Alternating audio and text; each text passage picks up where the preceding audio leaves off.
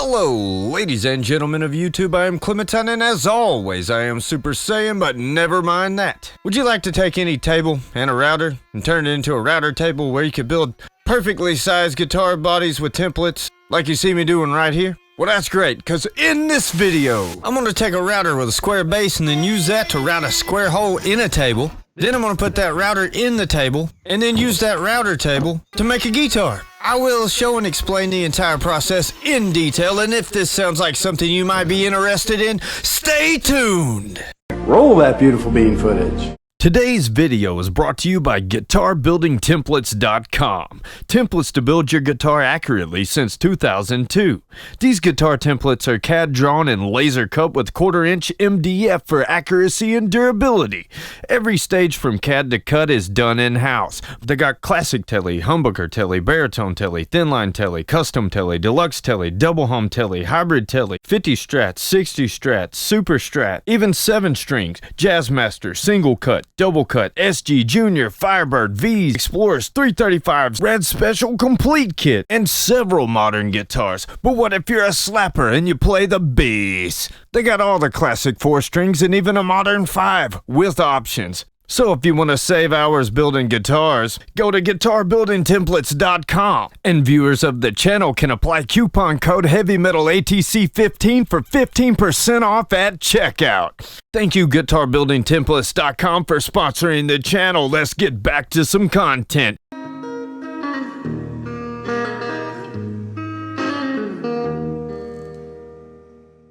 So what you're looking at in this picture is a router with a plywood square base that I have made by taking the original round base from the router and using that as a pattern to drill the holes out on the corner of an old kitchen cabinet door.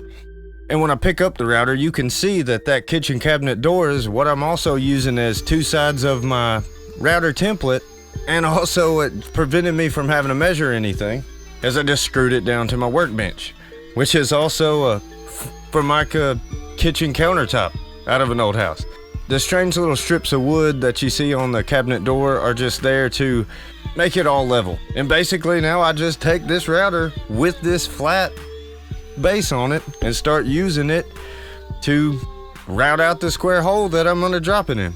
I just make simple small passes, check my work, vacuum everything up, and this process is repeated several times until I get down to exactly the thickness of this cabinet door.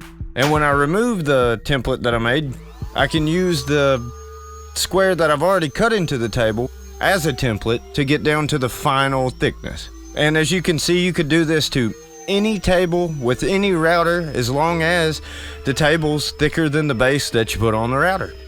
Then finally, I just use a small saw to cut a hole in the table, test fit the router a couple times, and use a rasp to knock out the corners where the handles of the router will fit down inside the table. Once I get it all fitted, I use a countersink bit from a Klein jig and put me 2 little holes in the corners, give me a couple pieces of scrap plywood, slap them up under there, and run some sheetrock screws into them so it's all clamped together like a sandwich. And boom de bam, now my work desk is also a router table. And as you can see, it turned out completely flush. Now if I would have overcut or undercut, I'd hit it again, or I would just use some shims under it. So next I just took some scrap wood and run me a test piece through there, and it worked fantastic. So we're ready to move on to an actual guitar. And this is the 100-year-old oak Les Paul body blank that I made in the previous videos of the 58 Barnwood-Burst series, along with the plywood template. And you can see I'm screwing this template down to the guitar body with sheetrock screws through these 2 holes that will go into the neck route and the bottom pickup route. Then I just throw that thing up on the bandsaw and cut off a lot of excess so it'll be easier on the router. Then it is always a good idea to do a dry run without the router running, whether you're doing this with a router table or just a hand router, to make sure I'm not going to have any problems and I know what direction I'm going in. So once I fired up and start cutting to the template using a 1/4-inch bearing bit, it actually went really fast and works fantastic. There was a little bit of tear out and chipping here and there. It's super hard wood. That's kind of to be expected.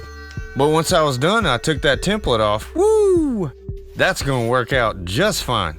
Only problem is though, it's still a little rough and rustic. I haven't done any filling on it, so I take some plaster powder and sawdust to make a temporary wood filler. Fill in the body so that it won't be catching on things and holding me up or making me jerk or run my hand into the router bit is really the problem here. I can make another body, I can't make another hand. And as you can see, that slicked out very nicely, so I'll go ahead and raise up the bit by twisting the router so that it'll ride on the part that I already cut and use that as a template. And I start going around again. And there ain't nothing really much to say about this, as I just keep going around there and getting me a good lip for the longer bearing bit to ride on later. And I'm gonna keep letting it run because it's cool as shit looking, but the next part's gonna be the really cool part. And that's when I use this big long bottom bearing bit that almost takes up the whole body, and I get to really start throwing some chips. But first, of course, I'm gonna check and make sure that I'm not gonna run into any problems and that everything's nice and even. And what I'm gonna do here is, since this is like the money shot part of the video and the real cool parts, I'm just gonna play some music and let this thing eat, as this is really the test for the router table to see how well it works and if it's strong enough and if it stays upright and etc, etc. So let's see how that works.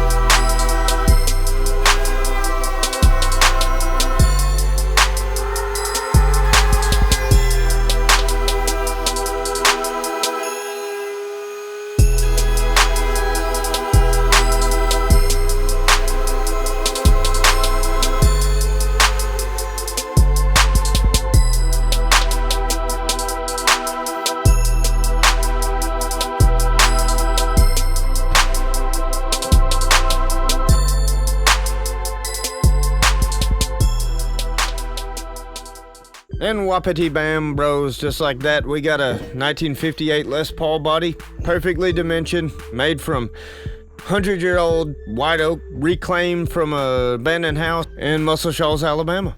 And that just about does it for this video. If you found this educational or entertaining in any way, please like and maybe subscribe. In the next video in this series, we'll be doing body cavities and routing and all that kind of jazz. I am Clementine. You have been watching Heavy Metal ATC. Till next time.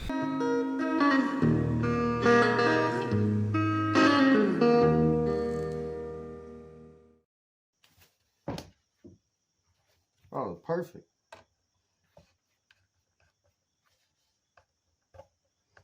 Fucking right, bro.